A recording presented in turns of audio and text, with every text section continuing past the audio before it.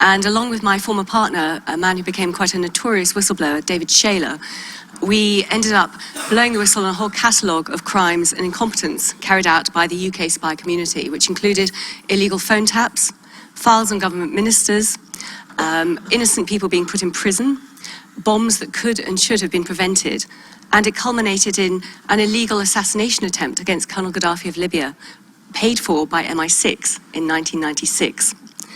Now, we couldn't live with this, so we decided to blow the whistle, but there were very few avenues to go down to expose wrongdoing by the spies. And that resulted in us going literally on the run around Europe for a month. We had to live in hiding in a French farmhouse for a year. And we then spent another 2 years in exile living in Paris. I and many of our friends and journalists were arrested and convicted around us. And David himself went to prison not once but twice. First of all, when the British government failed to extradite him from France, and secondly, when he returned voluntarily to stand trial under the Official Secrets Act in the UK in 2002. And what I learned over that period was that the British spy community is the least accountable and most legally protected in any Western notional democracy.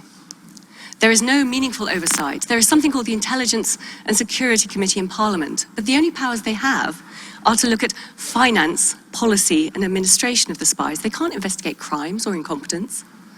And they're also the most legally protected because we have the most draconian Official Secrecy Act, Official Secrets Act, which means that if you work for the agencies and you want to report crime up to and including murder, you are the criminal, not the people who commit the crime inside the agencies. So it's quite a steep learning curve.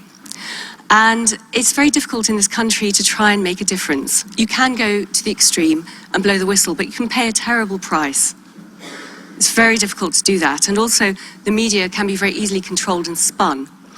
And that's why also I take my hat off and salute the efforts of organisations like WikiLeaks that provide a high-tech and protective conduit to potential intelligence whistleblowers.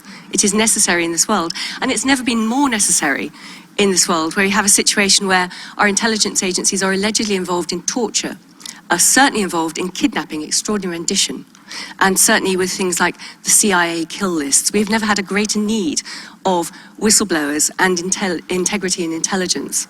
And of course, the most beautiful example of that is if you can do it from within the agencies, where you can exercise integrity from the inside and make a world-changing difference. So I would like to salute Dr. Tom Finger for what he did with the National Intelligence Estimate, for just doing his job correctly. So thank you.